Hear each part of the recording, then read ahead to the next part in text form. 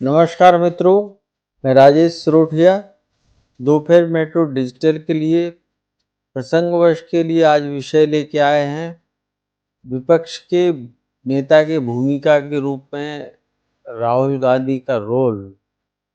राहुल गांधी इस समय भारी जोश में हैं और नरेंद्र मोदी चारों तरफा चुनौतियों से घिरे हुए हैं, डिफेंसिव मोड में हैं।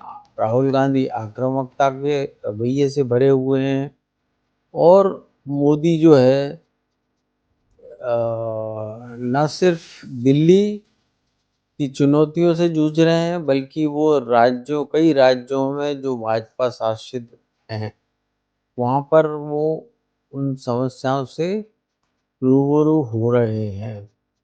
निश्चित रूप से ये बीजेपी के लिए अच्छे संकेत नहीं कहे जा सकते, लेकिन राहुल गांधी का जहाँ तक सवाल है, एक नेता प्रतिपक्ष के रूप में एक बहुत ही आक्रामकता और बहुत ही ऊर्जा वो अपनी झोंक रहे हैं, लेकिन उनको अभी लोकसभा के नियम, प्रक्रिया और परंपराओं से अवगत होना बहुत ज़रूरी है, जिसकी ट्रेनिंग के लिए उनको बहुत अच्छे सलाहकार की ज़रूरत है, अच्छे एनालिस्ट की ज़रूरत है, अच्छे उनके पास में जो है मैन पावर होना चाहिए, जो कि उनके लिए रिसर्च वर्क कर सके। वो चीज़ उनमें बहुत ख़ास तौर पर कमी दिख रही है और वो जो है लोकसभा में आज उन्होंने जिस तरह से वित्त मंत्री के निर्मला भाष निर्मला सीतारमण के भाषण के बारे में जवाब दिया, वह किसी भी दृष्टि से संतोषजनक नहीं कहा जा सकता, क्योंकि उनका भाषण विपक्ष के संसद के द्वारा लाए गए, सत्ता पक्ष के द्वारा लाए गए बजट के अलावा राजनीतिक ज़्यादा था, जबकि उनको बजट के बिंदुओं को समावेश करना चाहिए था।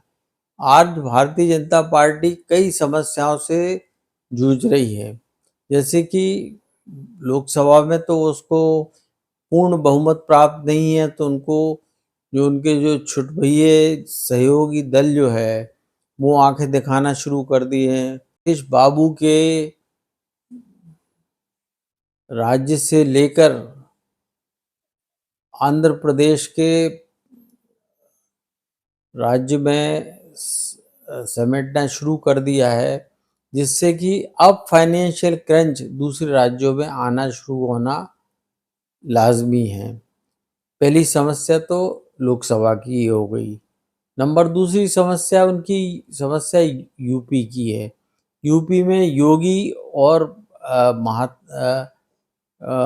योगी आदित्यनाथ और अमित शाह के बीच में जबरदस्त जंग छिड़ी हुई है। एक हिस्सा वो है।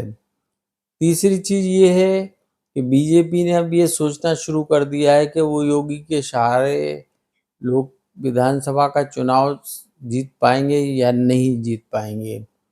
तीसरी चीज़ ये है कि उन्हें महाराष्ट्र में जो अजीत पवार और प्रफुल्ल पटेल से जो उन्होंने मेल मुलाकात करके और गठजोड़ करके गठबंधन किया है, वो उन पर कितना भारी पड़ा है और कितना भारी पड़ने वाला है, ये भी एक बहुत बड़ी चिंता का विषय है। तो नरेंद्र मोदी जो है वो बहुत सारी समस्याओं से उलझ गए हैं। दूसरी तरफ राहुल गांधी बहुत आक्रामक तरीके से लोकसभा अध्यक्ष से सीधे सीधे भिड़ रहे हैं और वो नियम प्रक्रियाओं से अवगत होते हुए या ना होते हुए उनसे जद्दोजहद करने में लगे हुए हैं। ये चीज़ें जो है उन्हें इस चीज़ को सोचना पड़ेगा कि उनको बीजेपी को घेरने के लिए क्या किया जाए। बीजेपी के बजट को लेके उनको क्या बोला जाए, ये बोलना चाहिए था, वो जो उन्होंने नहीं बोला है। उनको जो है ये देखना चाहिए कि बीजेपी जो है मीडिया को लेके किस तरह से अपमानित कर रही है, उनके बजट में कटौती कर रही है, उनको नीचा दिखाने की कोशिश कर रही है, ये इनको देखना चाहिए। इनको ये देखना चाहिए कि रेलवे में किस तरह से लोगों को समस्याएँ शुरू हो रही हैं, रेल दुर्घटनाएँ हो रही हैं। इनको बहुत सारी समस्याएँ फ्रंट हैं, जो कि जिन पर काम करने की ज़रूरत है, जिनको एक बड़े रिसर्च विंग की ज़रूरत है। और अगर ये राहुल गांधी ये सब कुछ कर पाते हैं, तो वो निश्चित रूप से नरेंद्र मोदी को अभी 99 के फेर में वो फँसे भले ही हैं, लेकिन वो 99 के आगे निकल के मोदी को और लंबी चुनौती देंगे। नमस्कार।